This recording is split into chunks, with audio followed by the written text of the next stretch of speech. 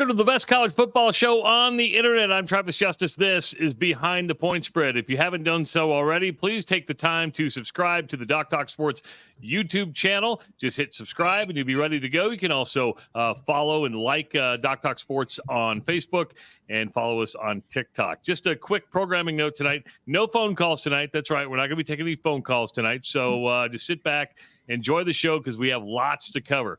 Bringing in two of the smartest guys that I know, Dr. Rob Zatechka and Scott Spreitzer. Rob, before we even get to you, I got to ask Scott this. Scott, was it a fair catch call or not a fair catch call, and was that a bad beat? I didn't see it live, but I saw it after you texted me and said, hey, did you see that call of the Iowa game? So then I went back and I was watching it. I was watching it on YouTube. I didn't need to call New York or wherever they call and review it. That looked to me, I mean, if your hands down by your waist, I don't know how you can call that a fair catch. And was there a flag thrown on the play in the first place? No, there wasn't. Yeah, and I thought maybe they found one by now, but but I guess they didn't. But anyway, yeah, I mean, I'm waiting for this up here. I'm looking for it. He's just kind of directing traffic, it looked like to me. So I thought that was pretty hokey. That was pretty bad. That crew, to me, shouldn't work another game this season. I'm all about accountability. See, Rob, he's on my side. He's on my side. Well, I never said it wasn't. I guess here's my problem is that by the letter of the law. That's true. I'll give you that. It was the correct call. Now, here's the thing. It happened multiple times in that game where he's moving his hands and nobody ever says anything. Now, he never actually fielded it on those. But I see a lot of games where you see a guy doing any kind of hand motion, and I see the rest just blowing it dead when the guy does catch it. Would I look at that and say, is that a fair catch call? No, he's directing traffic. And what's getting lost in the whole thing, where I've come around and I've actually is that Iowa lost. Well, I'm perfectly is Iowa lost. Yes, they did. But where I've come around is there's a difference between an invalid fair catch signal and an invalid signal. And I've learned that is that as soon as he pointed at the ball, technically, you're not supposed to have any hand motion that signals, hey, like stop. So there's so many different rules that I've learned in the last week. I've come around. It's just one of those things where the timing of it was unbelievable. I think it has a lot of people upset.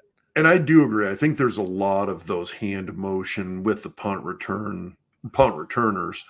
There's a lot of those hand motion calls that never get enforced. Yeah. I learned something new because I didn't know that if you point to the ball, it's like, that's it. It's, considered a play over or whatever. But I do know the one football player who won a national title and played a few seasons in the NFL. If he thinks it was the right call, then I got to go with that. I mean, but again, the thing that bothered me the most about that call above anything else was that there was no flag thrown on the play, and if you throw a flag and then you got to review it, they say, okay, well, he called a fair catch and then Iowa calls for the review, whatever, it doesn't get overturned, at that point or does, then I can handle that. But to have no flag thrown and then you go look at it, I guess is what bothered me the most. And maybe that bothers me too much, but it did.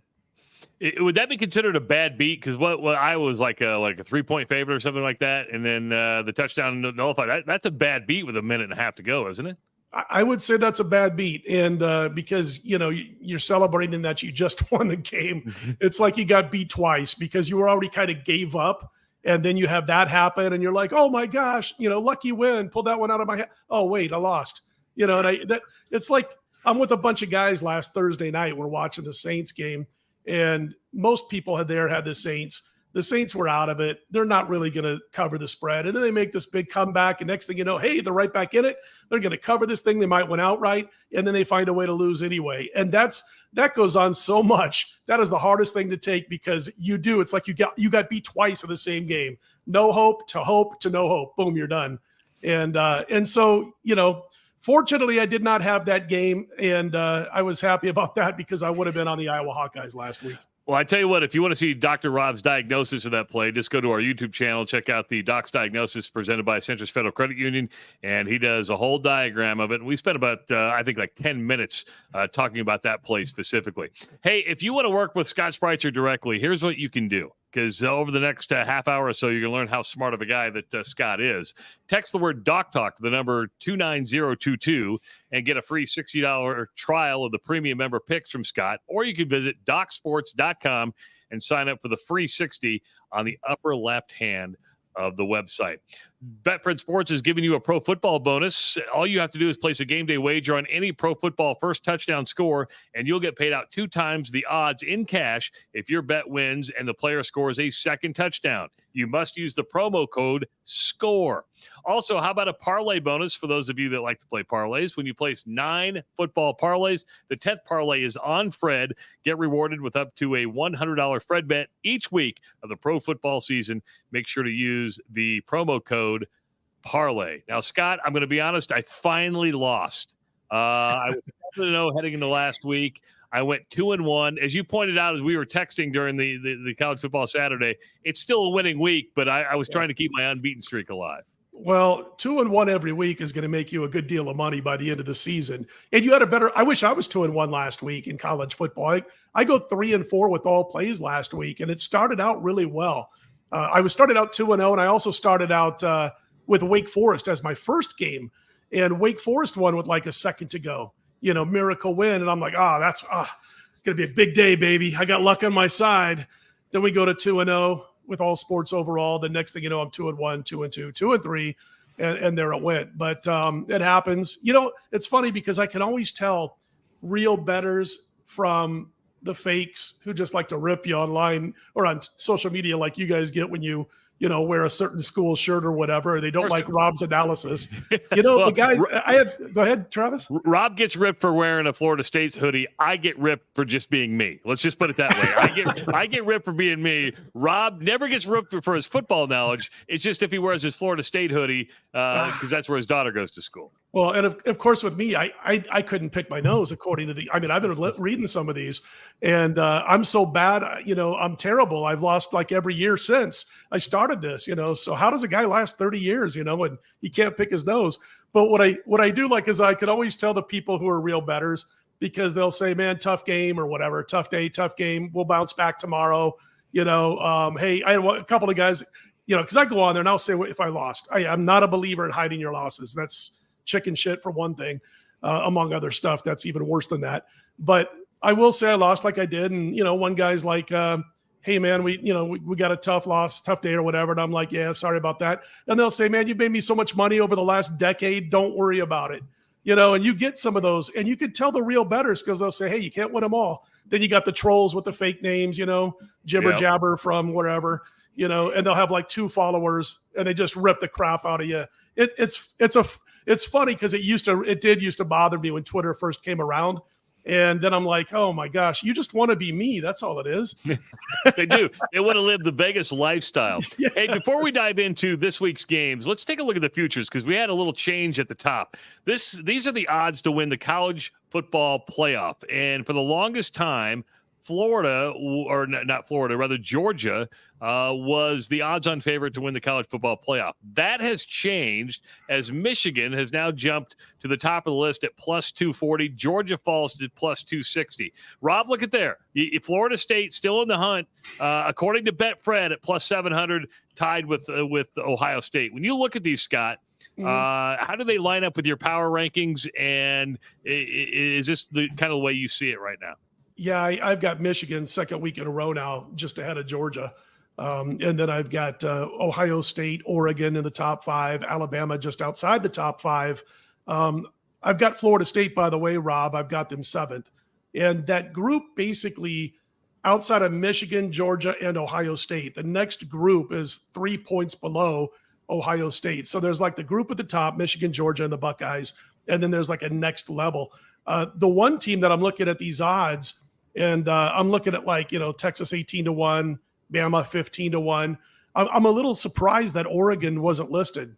I've got Oregon in my top 8. And in fact, if you go back to where I made Oregon before the season as to where they are now, you're talking almost a 5-point jump from where they began before the season started with my power ratings. And that's the thing, like with a lot of pro bettors, and including myself, Oregon doesn't lose much from that loss to Washington. That game could have easily gone.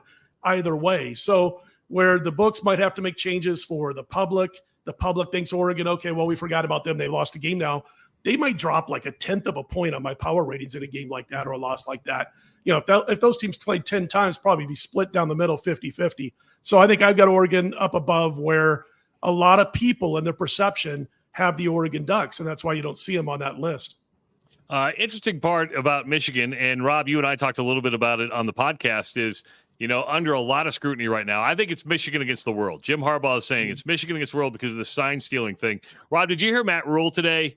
Or yesterday rather, he talked about, so he was asked about sign stealing. He said, listen, you can solve this. Just put a microphone or a speaker in the helmet and it's solved. He goes, it's interesting that high school and pro gets it right, college gets it wrong, and that's why probably more scoring is up.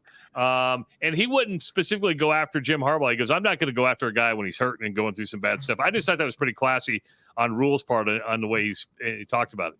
When you were in college, Rob, did you guys try to steal signs, or was there a philosophy? If we did, nobody ever really talked about it. I'm sure somebody was looking over. There was way more of the old school running the play in. I mean, and that's how we did it. So Osborne would literally, you were switching players out literally every single play. So you'd switch out a wide receiver, you'd switch out a running back. Somebody would come in with that play if Osborne didn't want the play called on the field. Occasionally, he'd give the quarterbacks a little bit of leeway. Hey, if you see this on second down, go ahead and call the bootleg, and would just do it. But it was usually the play always came in from the sideline with personnel. So there was no signal. Matt Rule even said, "Hey, we tried to steal signs on Saturday." And you and I talked about it, Rob and Scott. I don't know how you feel about it. I'm under the impression that you're trying to steal signs all the time. It's part of doing business. I'm not saying it's the right thing to do. It's just what gets done, right? Yeah. Jim's not a well-liked guy, right? I mean, Harbaugh, he's not a well-liked guy. I happen to admire his coaching because he's been great at every level, relatively speaking to wherever he's been, going back to, coaching college football at a lower level in San Diego.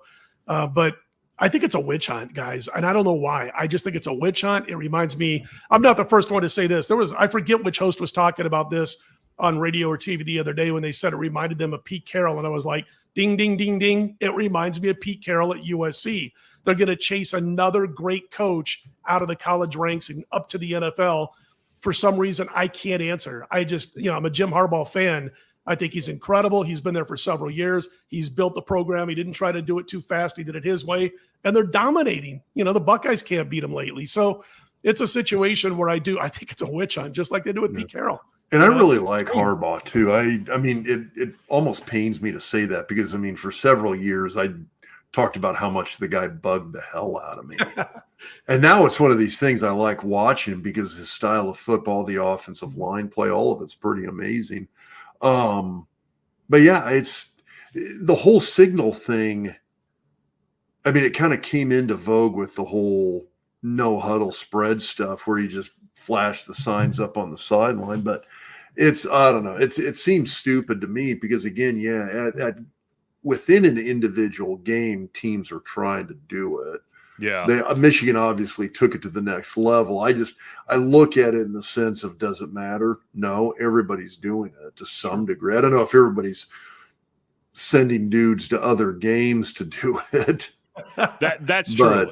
And I think therein lies the big difference. Yes. But I think if the team has the resources, they would do it if it wasn't legal, and a lot of teams probably are doing it, even though it is illegal to do it under NCAA I've always assumed rules. There's somebody scouting in a stadium of 70,000 people. I've always assumed, well, somebody's here. I mean, how would you even know?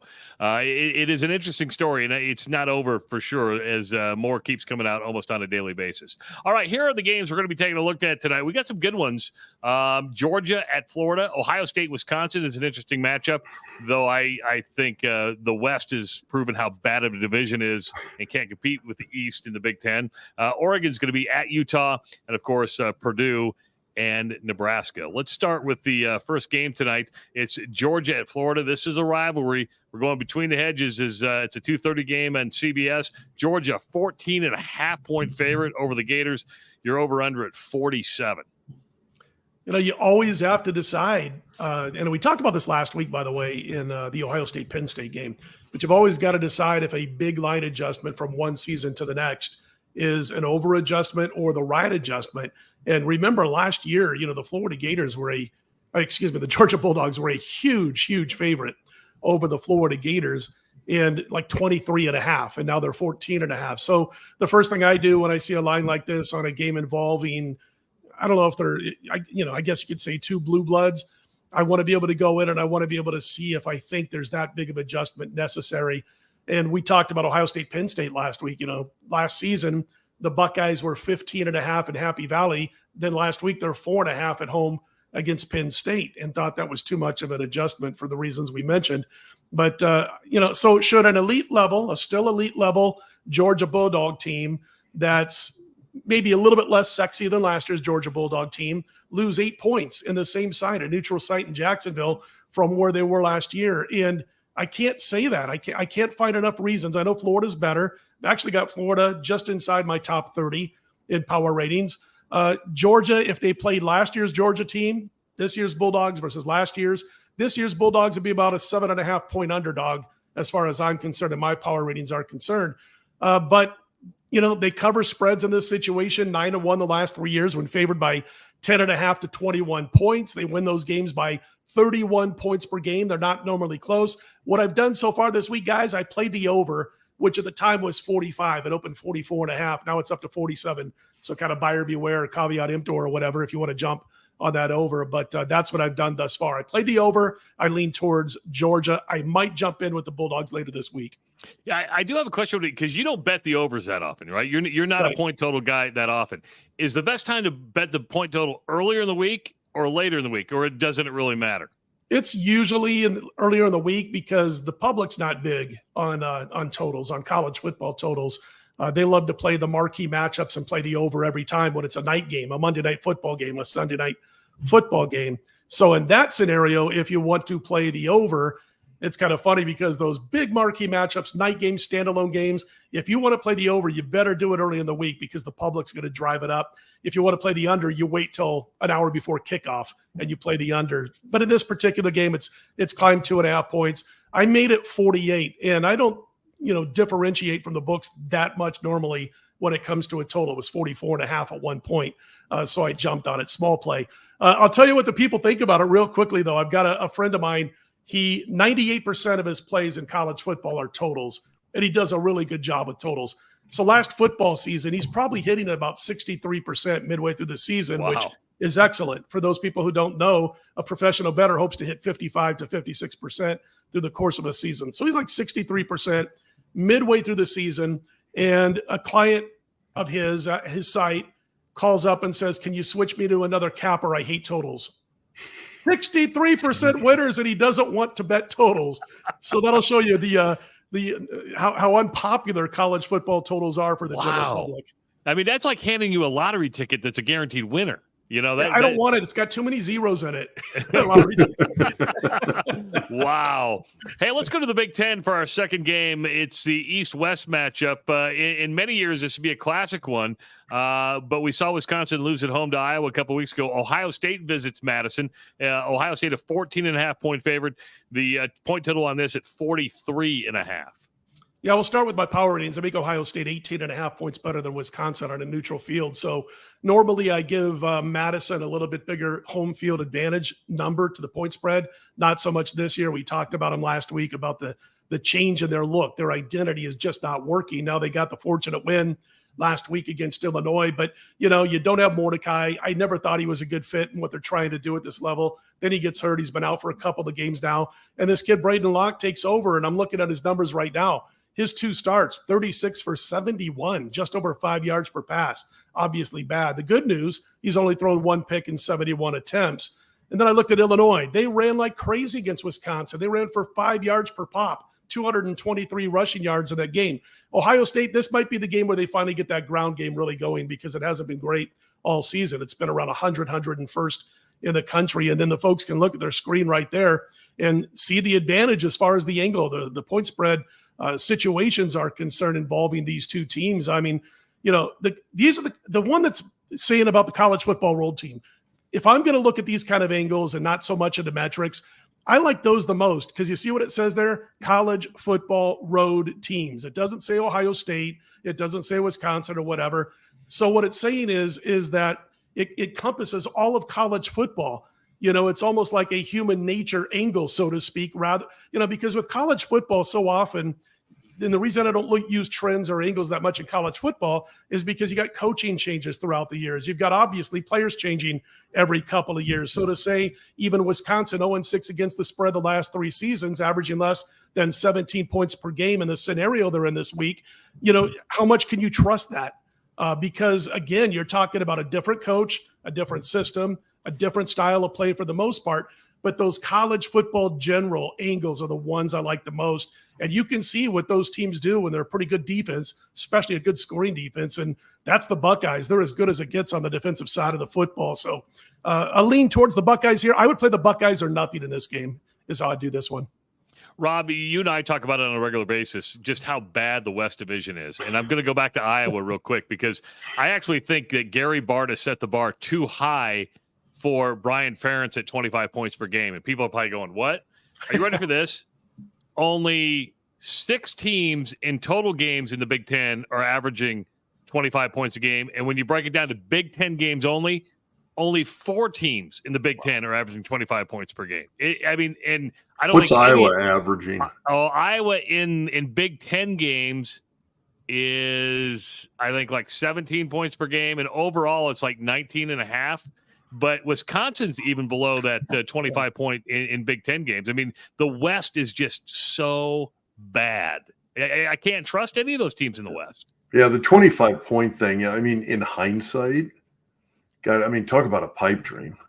Yeah, exactly. The bar was set way and it was the wrong metrics. I think you should measure guys on total yards per game, yes. Rushing yards.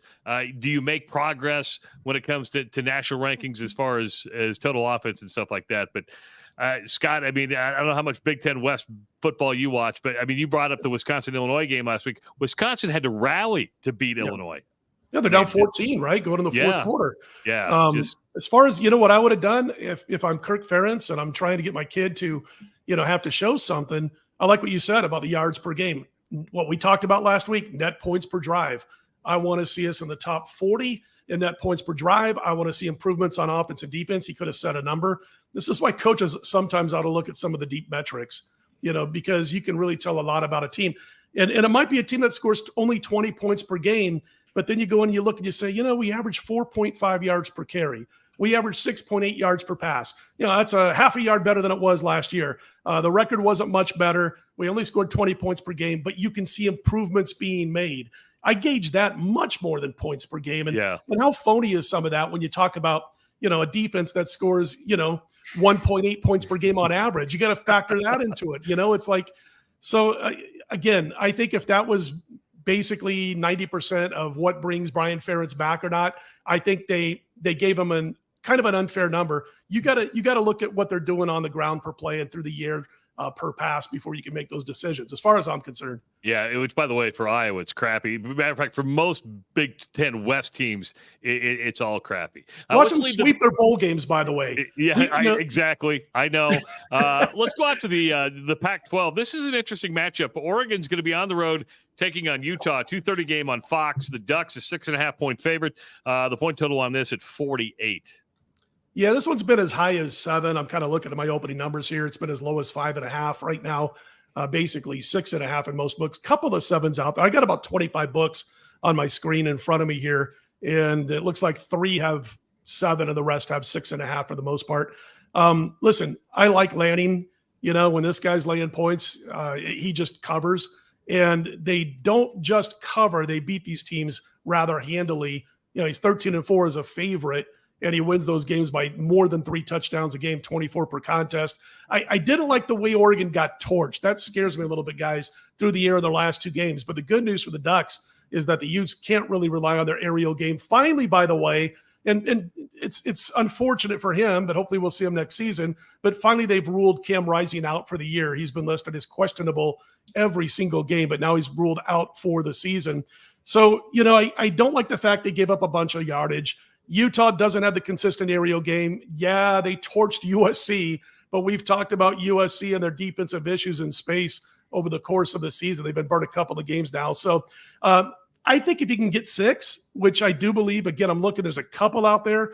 Oregon at 6 or less is the play in this game. And Utah is so tough. Man, that coaching staff has done such a fantastic job at turning that stadium into a fortress. I never feel good laying points against Utah, but that's the way I would have to go here if I can get 6 or less. Rob, I learned something from Scott today because he sent the graphics over, and I said, "What's chalk mean?" Did you see that? He's 13-4 against the spread as chalk. Thank you for asking that for me. So I left it in there because I knew I was going to ask. So Scott, when somebody hears, because I hear chalk, I hear rock, chalk, Jayhawk, right? I mean, right. But chalk is just another word for. It's just another word for the favorite, and you'll hear some people will say, oh, you're nothing but a chalk eater. That's a pro bettor probably just kind of giving his buddy who's another pro bettor the business by saying you're a chalk eater, that all you do is play favorites. That's all you do. You're a front runner.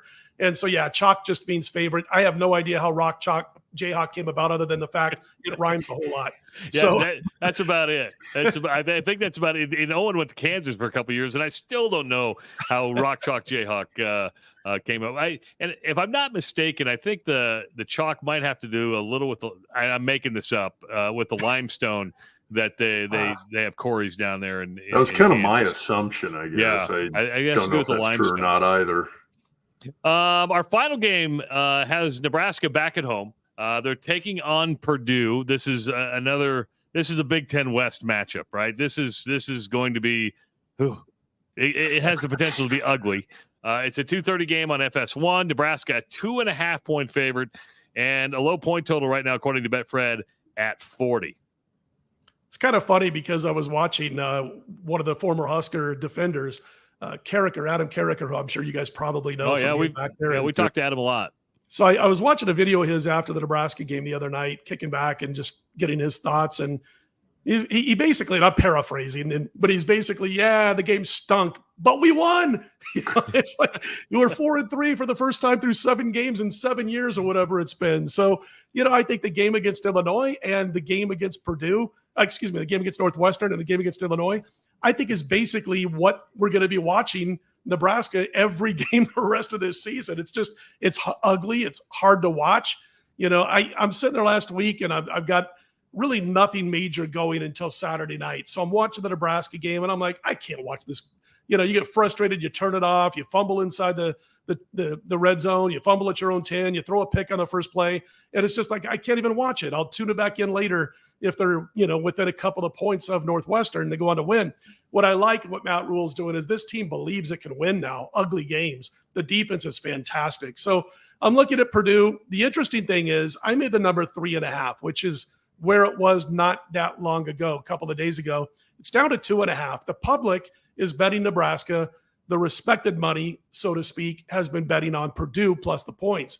I really didn't think respected money would get that involved in this game to move this game in either direction on Nebraska or Purdue. But listen, I'm looking at Purdue. They're not good on either side of the line of scrimmage. I mean, at least Nebraska's got defense, but we talked about net points per drive last week. So I looked that up for this week's matchup. Nebraska was like 71st. They're now up to 65th. Thank you, defense. And Purdue's 97th. Here's the thing. They're 8 points better in power ratings than Northwestern. Purdue is. And that's baked into that number. Nebraska was 10.5, 11 last week. Now they're 2.5 for the most part. Some threes still out there. I have Nebraska a 1 point favorite on a neutral field. I give them 2.5 points for Memorial Stadium. Nowhere near what it was when Dr. Rob was playing for the Huskers, the home field advantage. So I make them 3.5, and at 2.5, less than 3, I would recommend a play on Nebraska. But man, it's like so hard to watch this football team. And there's a lot of teams, as you mentioned, in the Big Ten West. You watch Iowa, Purdue. well, there's your crystal ball for Nebraska Purdue. It's just going to be another ugly, sloppy game. Those stats everybody can see about Matt Rule give some hope also because, and those are all his college numbers. You can see what he's done, in situations that he's in. His teams get better as the season progresses. You can see by that bottom stat. And also his teams have done well against weak opposition. Teams playing 250 to 400 football. So, there's hope. I think they can win this game by a field goal. Rob, I want to bring you into this conversation because we recorded the podcast on Sunday.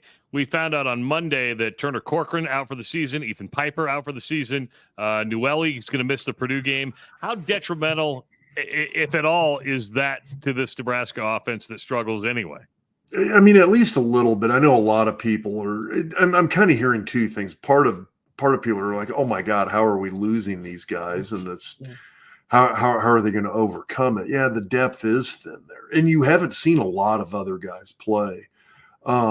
So it'll be interesting to see because you're putting Teddy Prohaska back out there. I'm going to screw. Is it Evan Jenkins? Is one of the other offensive guards that's going out there. Ben Scott's banged up a little bit. I mean, they've got I think Henry Lutovsky's probably going to be the other starting guard, I think they've said. So you've got guys who've played. There's not much after that. You can't afford many more injuries. No, you really can't. And I mean, and that's the thing where Nebraska's at right now is that the depth is really thin. Now, in terms of it, it's not like you had a bunch of like really, really. It's not like Will Shields got hurt. Yeah. And now you're replacing him with Henry Lutovsky or Zach Wiegert. Zatechka got hurt. Yeah, or Zach Wiegert got hurt. Or I mean, even like it's not like a Cam Jurgens. I mean, the kids. I mean, well, he did get hurt, I guess, for Philly, but I mean, you've got a guy who's now an NFL starter in his second year. It's not like Cam Jurgens got hurt and you're putting Lord knows who in his place. You had some very okay starting offensive linemen who are getting replaced by guys who probably aren't that far behind them in terms of overall talent and capability. I don't think it makes a major difference. And frankly, some of these guys I kind of would maybe like to see more out there and just see, hey, put some of these guys in a full game and let's see what they can do. So Scott, I thought Rob made a great point because like when I look at, I don't look at any one individual on the offensive line outside of maybe a very good center who might be banged up, maybe a left tackle.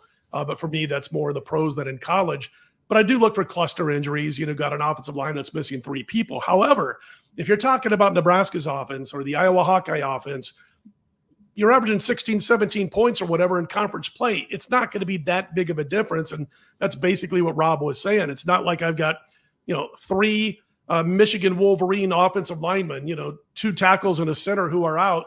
Oh my gosh, these guys are all Americans playing on Sundays next year. Now I got to replace them with a sophomore, some underclassman who's hardly ever played. That's such a big difference, or a really good smooth offense that's averaging 30, 35 points per game. When those guys miss games, that alerts me more to maybe I should stay away from this team than a team that's already struggling on offense. You can only go so far down, and they're already pretty far down. Net points per drive on offense, Nebraska's really bad. And so it's like you can't get a whole lot worse. Yeah. And the really good, I mean, I didn't want to phrase it that way, Scott, but that's kind of what I was trying to say.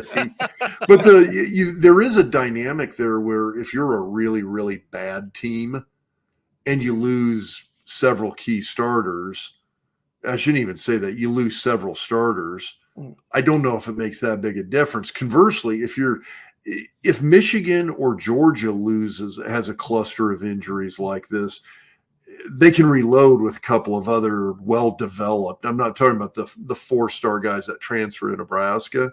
Mm-hmm. I'm talking about the 4-star guys that stay at Georgia, that stay at Michigan.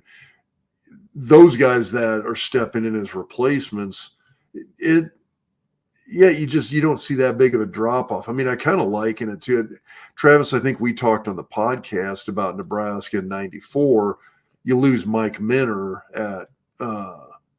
Did we talk about this in the podcast? Yeah, we brought Minner up. We lost him at you lost him at free safety, right? Yeah. So Minner gets hurt. He's arguably the best defensive player on the team in 1994. He's gone second game of the season. He's ACL injury and is out. Or they replace him with Tony Veland, who goes on to become an NFL guy. So it's the Super Bowl. Yeah. It's how do you? I mean, there's a probably maybe a tiny drop off there, but it's not a big one.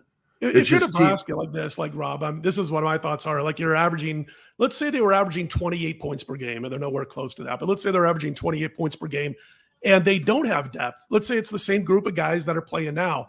All of a sudden, you lose a couple of the guys up front. That means a lot to me. But yeah, it does. They're not averaging a lot of points. They're not moving the ball anyway. So it's still going to be on the defense. It's going to be on Harburg throwing no picks or no more than one, and it can't be a pick six. It's going to be turnovers on offense, limiting those, and the defense playing as well as it normally has this year. Yeah. And that's what it'll come down to. Again, I really believe that. Now, Travis said it. They don't have any more room for injuries. That part's true. No doubt about it. They have no more room for injuries. Yeah, the thing that'll be interesting in this one is that there are some freshmen on that offensive line that I think could be very good players. I think are going to be very good players. I'm kind of surprised we didn't see their names get brought up by the coaching staff in this. And I think the reason is because I think they want to redshirt them. I think they want to get to the point where, okay, there's only 4 games left, including maybe a possible bowl game. Now we're going to start playing those guys a lot more. And I think that's where you'll see those guys kind of starting to show up. And that's where I like that. Just one more point. I'm sorry. One more point. No, that's fine. The sports books, like I said, when I made this number, I made Nebraska 3.5. Just a few days ago, that's where the number was. So there might be sharp money coming in on Purdue for some of the reasons we're talking about with the injuries. But the books didn't make a change because Nebraska has offensive line injuries. They would have been 3.5 when it opened, even if they had all their starters. Even if they're recognizing it doesn't matter either. Yeah, I mean, now again, they might lose this game, and maybe that's going to be one of the main causes that they can't move the ball at all against Purdue. And in that case, the sharp bettors jump in and they say, okay, cluster injuries, we're jumping on this number. But the books have said it's 3.5 whether they're their starters or not, and have at it. It's Bill Murray. It just doesn't matter.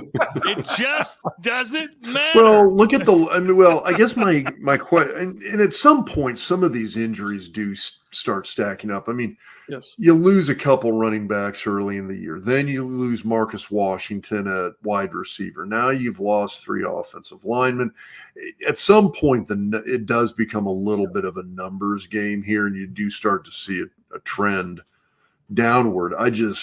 I'm not sure. It's going to, if we see anything moving down, it's going to be a trend. You're not going to see this sharp drop off. And I'm not rolling my eyes at what you guys are saying. I just keep glancing up at the baseball game. So I just want to let you know that.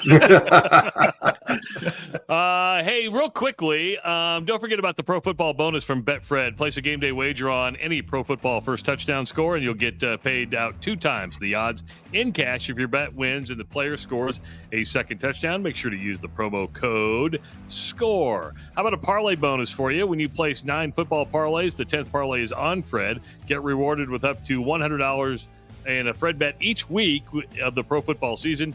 Use the promo code parlay. And if you like what you've heard from Scott tonight, and hopefully you have, because he's really good at what he does, and we like to talk to him each and every week, text the word Doc Talk to the number 29022 and get a free $60 trial of the premium member picks from Scott, or visit DocSports.com and sign up for the free 60 on the upper left-hand side of the website.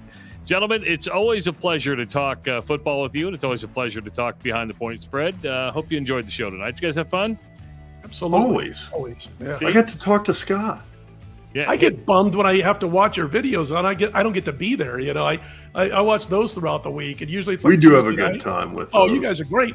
I'm sitting there, man. I got to get me some good beverages. I'm writing down. I wrote down, what was the Purple Haze one the other day? I forget the company. Abita. Yeah, I've not had that, so I typed in Abita as I'm watching your show. And I'm like, oh, Purple Haze, and it's in places in Vegas. I got to go check it out. Yeah, it's a good one. I got a shipment. I've said this on the podcast, but my place of employment is like Are we like a distributor now? I got a shipment from Idaho the other day. So I got a shipment of Idaho beer coming in. So that's what Rob and I are going to be drinking this weekend. And it looks really good. I haven't even sampled it, Rob. I got to sit in the fridge. It's going to be. Should I go buy the Abita, by the way? Should I try it? Yeah, the Abita. It's good. Okay. Well, and they've got Purple Haze, but they also have a blueberry that's really good. That's made in New Orleans. And no, you mean the strawberry. The Purple Haze is the blueberry. No, it's not. It's a different one, Rob. Was Purple Haze and the blueberry different? Yes. Oh, yeah. I'll mix them up. I just had those I had those like combined in my head that was one of the same. They're different beers. Because I know I've had them both. I just I don't know. Yeah. All right, for Dr. Rob Zatechka, I'm Travis Justice. Thanks for watching Behind the Point Spread, presented by BetFred Sports.